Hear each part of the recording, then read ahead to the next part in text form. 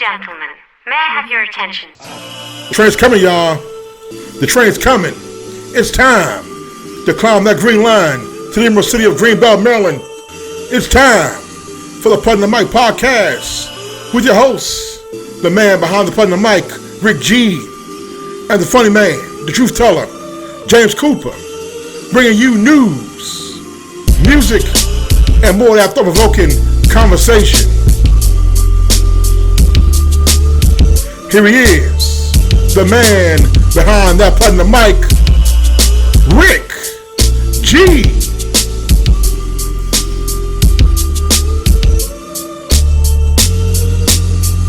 And welcome back to the Putting the Mic podcast. We are here for our Candidate segment. As always, we always spotlight candidates. We're in the 2020 election season, so here on the Putting the Mic, we like to talk to those who actually vying for different offices. We like to talk to them, get their platform, learn more about them here during the 2020 election season. But before we do that, we have to give a quick shout out to those of you who are watching here on Gate Television. It's our new pickup here, so we definitely thank those who are tuning in here on the Putting the Mic here on Gate TV, and also to our sponsor this week, Carla Johns Beauty. She is an independent consultant for Mary Kay and Avon, so definitely reach out to her at marykay.com/tjohns2021 and at youravon.com/Carla Johns. So definitely reach out to Carla Johns Beauty for all your beauty needs. With that being said, we would like to welcome our guest for our candidate segment. She is the current Democrat nominee for Circuit Court Judge in Prince George's County, Maryland. We're glad to have her here at the Platinum Mic podcast with us here. It is attorney Gladys Weatherspoon. How are you doing, attorney Weatherspoon? I'm good. How are you today? I'm doing great. Hey, we're definitely glad to have you here at the Platinum Mic. We're definitely glad to have you here, myself and James, talk with us more about your campaign, things that are going on. So I know that you're a criminal attorney by practice, that you have a private practice in Largo, correct? Yes, criminal defense, yeah. Criminal defense attorney, in Largo. So I know you're running, for judge. So, kind of give us some background. Tell us a little about yourself, kind of what led you into law. What kind of led you in that direction, especially criminal defense? Okay, so I've been practicing for over 25 years, I should say. And I actually started late. I didn't start law school till I was 30. No, I wanted to graduate by the time I was 30. So I was like 25 when I started. And but I always wanted to be a defense attorney since Terrence Johnson. Okay. And I don't know if you know who Terrence Johnson is. Terrence Johnson, I was in about the 7th grade when Terrence Johnson was arrested. During his interrogation, Terrence Johnson killed 2 officers, and I started following that case and paying attention to his lawyer at the time, Kenneth Mundy. I just kind of like followed him around and decided that that's what I wanted to do. And I never changed my mind. Then I, went to high school, went to college, married my high school sweetheart. Okay. So I took a detour. And then after I got a divorce, I said I wanted to go to law school. So I went back to law school.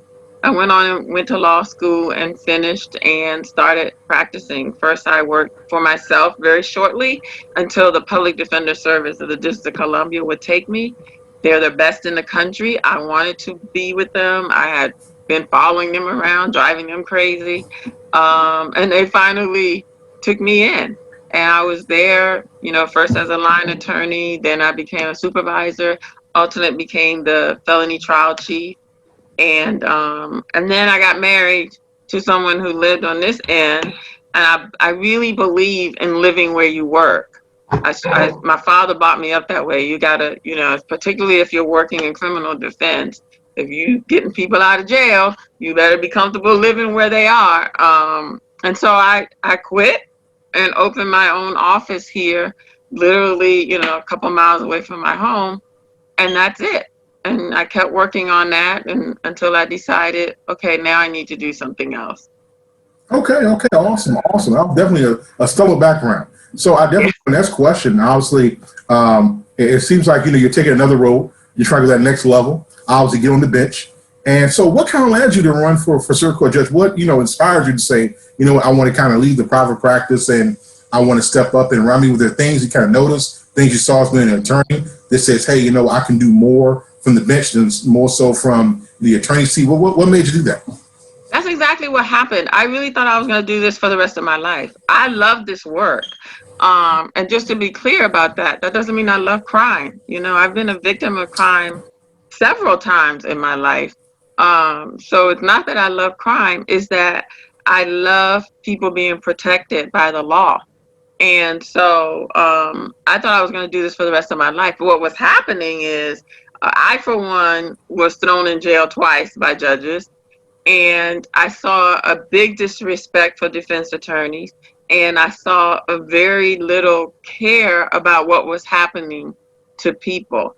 And a lot in Prince George's County. There was a time I had a client where we literally had a video of a woman beating up my client, but the judge really, you know, was against the client. Even, I guess because he was a man, he determined that he was going to issue a protective order to the woman, even though we were showing him, no, she's the one beating him up. And she was convicted of beating him up in D.C.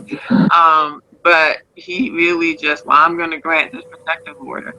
And so I kept seeing things like that. The last thing I saw, which really got to me, was we were in a courtroom where everybody was black, but one defendant and the judge.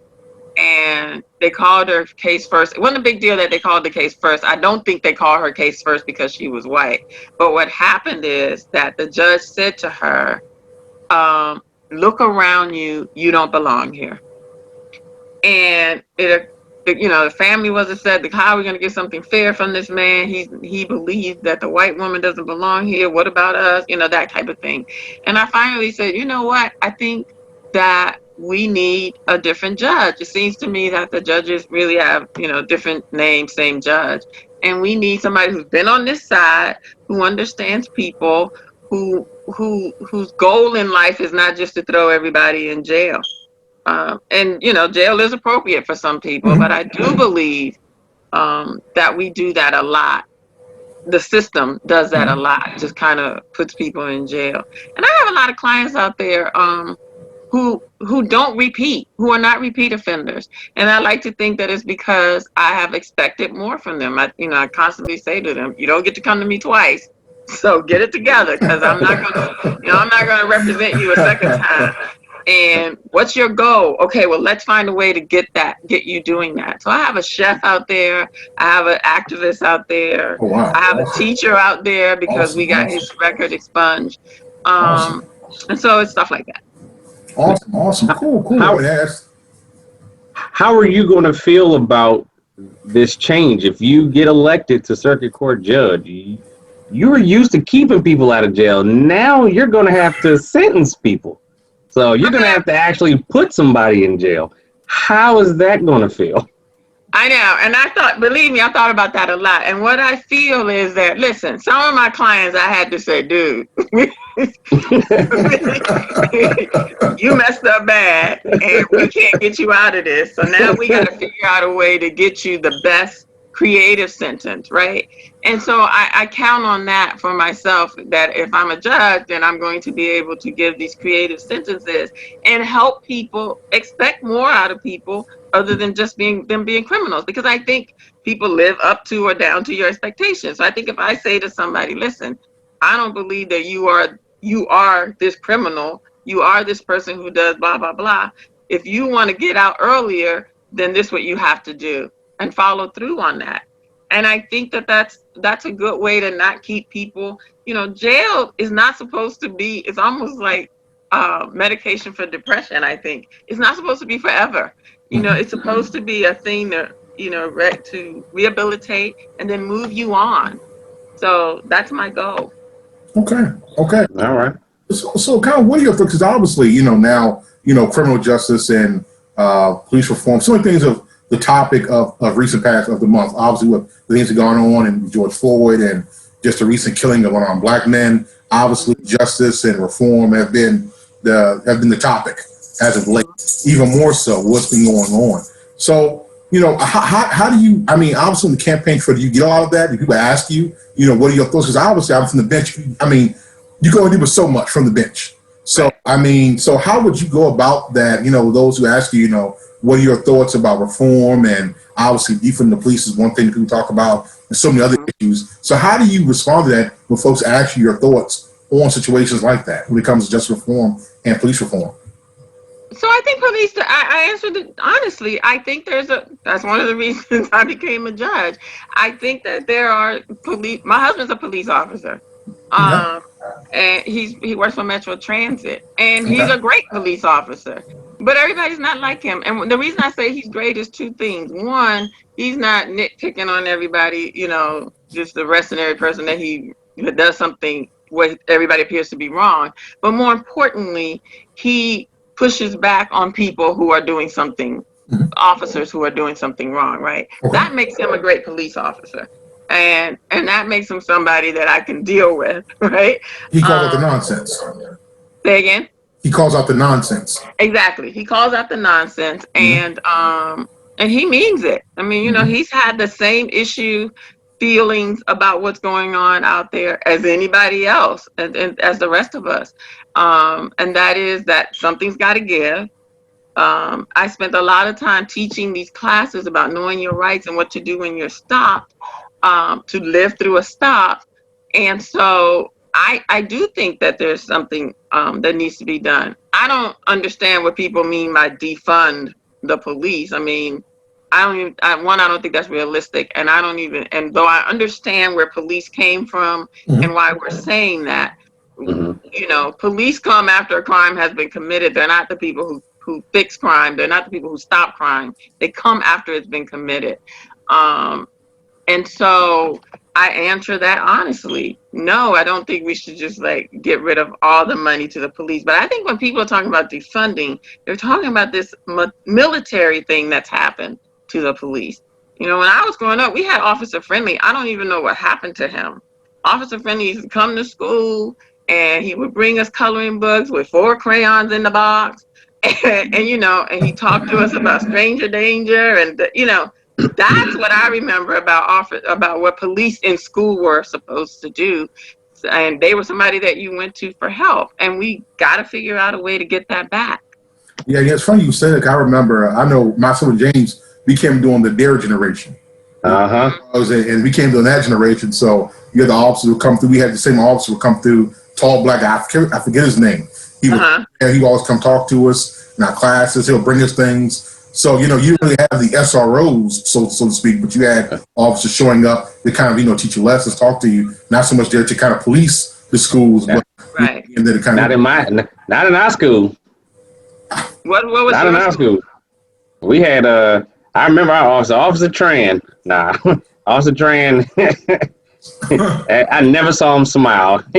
That guy had a straight face all the time, and he only showed up when it was time to grab somebody. That's it. Oh wow! No, we had Officer Friendly and McGruff, the dog. Yes. I didn't have. You remember McGruff the dog? When I was in 2nd grade, that was it. Not after that. Not after that. Yeah, we had McGruff the crime dog. We had that. And let me say this too about policing. I think, and I actually have talked to a couple of Prince George's officers who agreed with me.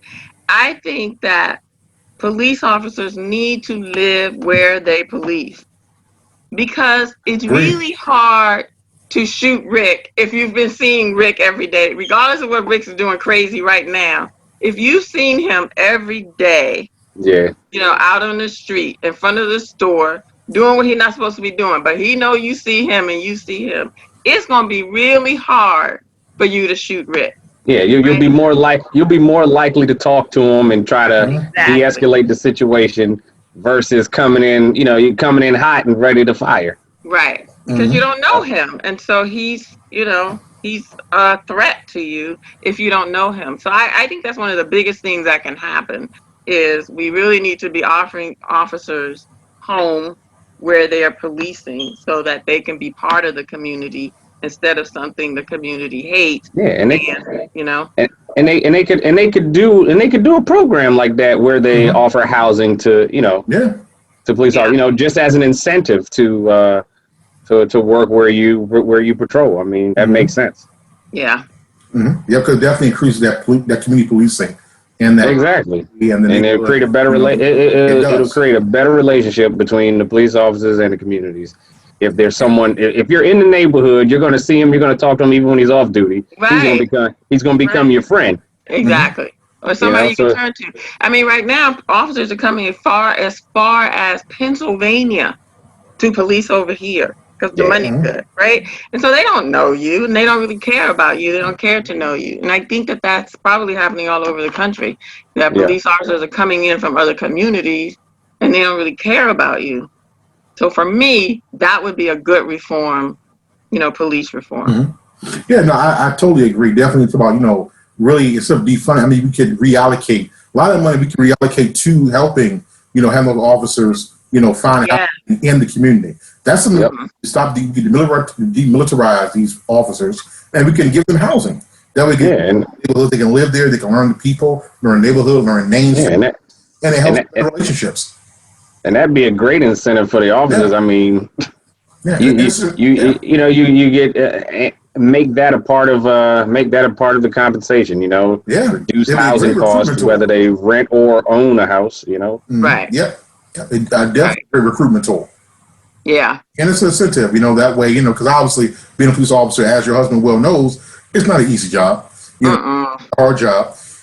So it would be an incentive, they kind of want to go into that line of work and, definitely protect the community. Yeah. So some of this would deserve. So also, I know this is your first campaign. I know you said campaign. You have never run for office before. So how has this experience been for you being your first campaign?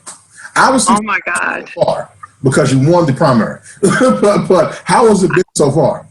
Oh my, it's been so hard because first of all, I never followed politics before this. And I didn't really consider this as being a political thing, but it is. And I probably wouldn't have done it if I knew what I was getting into. This has been incredibly difficult. And sometimes sad, now that I see what politics is. I'm kind of sad about it.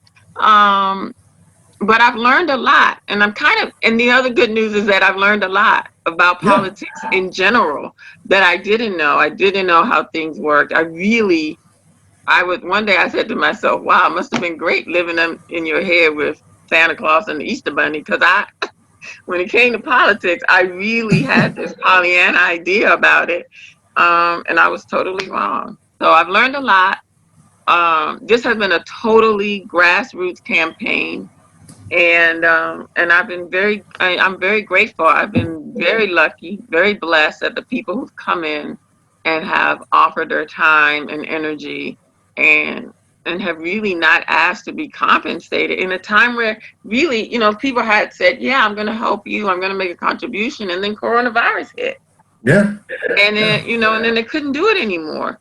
So at a time when people couldn't do what they wanted, what they said they wanted to do originally, it's been very difficult. But I've also, I've met some good people that I probably wouldn't have met. And I met a lot of political people that I definitely wouldn't have met. And it's been good to come out of the shell. I have a shirt that says introvert, but I'll talk to you about my dog. And that's the truth. So now I've been talking to more and more people. Doing this, I never would have done it. I'm the person who would win my trial, go back to the office, and people would come 2 days later and say, hey, whatever happened to your trial? And I say, oh, yeah, we won. Because I just, would go in, would become this crazy beast in the courtroom and then leave and put my head down and hope nobody notices me. This is huge for me to do this. So it's been good. I've grown. Okay. That's good. Yeah. Because obviously, becoming a judge, obviously, it's going to change your life completely. That's is going to be there a lot more now, being a judge. So, are you ready for that? I mean, is your husband ready for that? I think my husband is more ready than I am. My husband's a musician, probably more than he's a police officer. So he's the drummer from Heat Wave. Y'all are probably too young for Heat Wave. I know you. not that young. So he's the drummer for Heat Wave. He's been with them a lot longer than he's been with, probably as long as I've been a lawyer, for about 25 years. Yeah.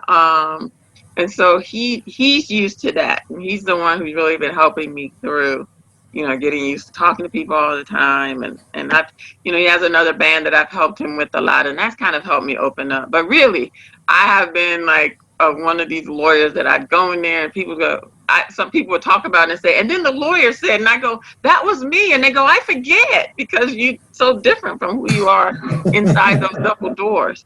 So there you go.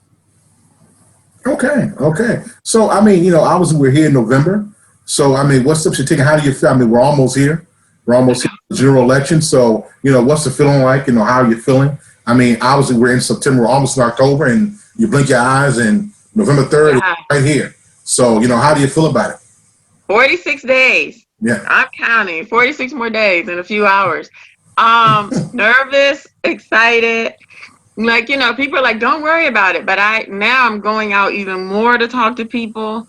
I'm like, where are those signs? When are they coming? So I'm very nervous, but I'm excited too. I'm anxious. I just want people to know, I know there's this rumor going around that I just love criminals. It's not that I love criminals. I love people.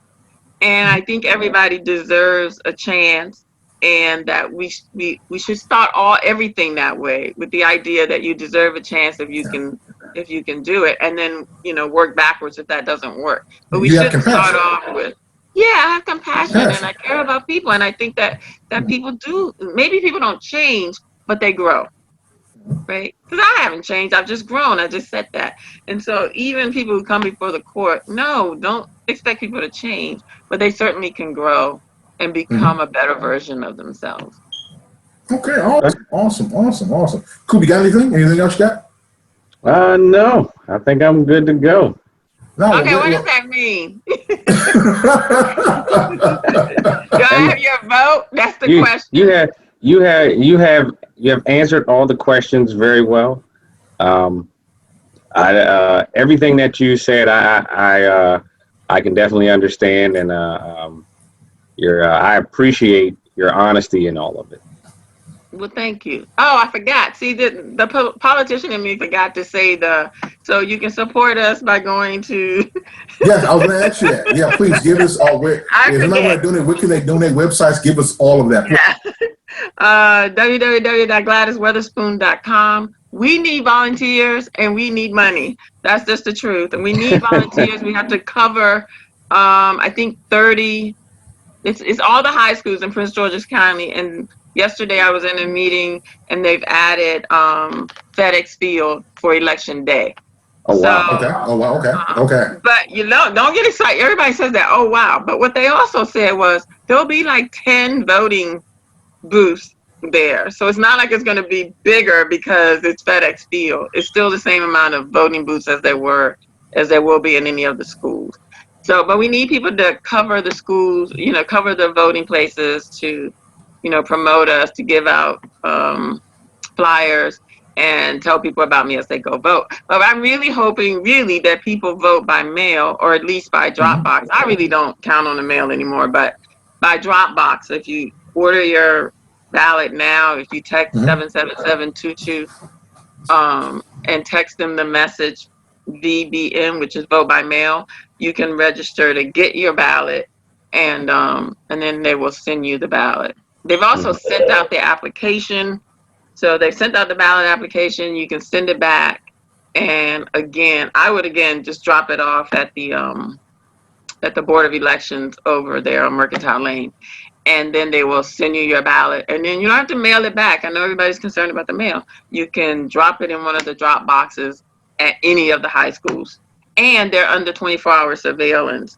The police will be protecting them at all times. And once it's in the box, you can always check to see if it's been counted. You can always go online. It'll say if they've received it and if it's been counted, and if your vote has been counted, which I don't think you can do that if you vote in person. So. Okay.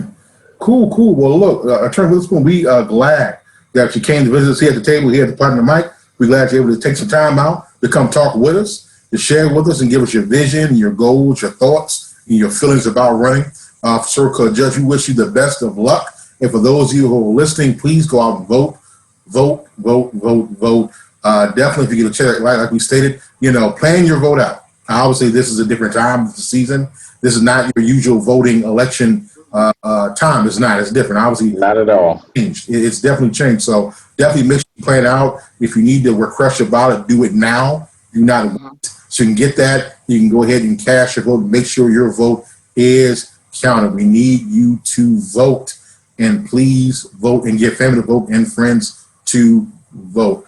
And one more thing, if I can say this, Rick, is that the great thing about voting by mail is that you get that ballot, you can research, and I don't have any problem. People can research me. Go look me up. And you can do that. If you get your ballot, you can go each name, take your time. You can take a week to vote. Take your time, because usually what do? We go in there with some piece of paper somebody gave us, and we just hope we get it right. And one of them you go, I didn't even know what this was. And now it's too late. I don't even think people knew that it was so important about voting for judges. They usually just voted for the sitting judges who were on the ballot, and that's it. But you do have choices. There are 6 of us running. There are 5 seats. And so just look us up. This is about experience, maturity, and being able to treat people with dignity and respect. So do that. Go, look us all up so you know who you're voting for, who's going to be making decisions about your life and your brother's life, your cousin's life, your sister's life for the next 15 years. Yeah. Yep. And I will add to that too, real briefly. So those of you who are watching and listening to us, these judge seats are very important. For those of you who are out here marching and protesting and talking about criminal justice and justice reform, this is where you put your money where your mouth is. Yep. These local seats, this is what we're talking about. Local elections are important. These judges, these attorney generals, these district attorneys, everything is decided on the local level. So this is a time where you can decide, a big portion of the criminal justice system. You can change it by getting the right judges in place, by getting the right stakeholders in place that can make sure that they have your best interests and your family interests in mind, and your community, and as a whole in mind, while they're on the bench. So, all that in mind as you prepare for this election. We are voting for judges. For those of you who are listening to live in Prince George's County, we are voting on judges here. So, definitely, as Attorney Weatherspoon said, make sure you research, because this is something you do not want to play with. You just want to go in there and just randomly pick folk. You want to make sure you get the right folk involved, especially for those of you who have been, screaming Black Lives Matter repeatedly, been saying Black Lives Matter, because they do matter. And if they do matter, you would take this vote very seriously, because this is a big portion to make sure you get the right people in the right position, especially when it comes to judges. It's a very important position. So with that being said, Attorney Weatherspoon, we thank you for coming out. Here's the Platinum Mic. And for those of you who are watching us on Gate, we will see you next week on the Platinum Mic. And for those of you who are listening to us here on the Platinum Mic podcast, we'll be right back after a word from our sponsors with more of the Platinum Mic podcast.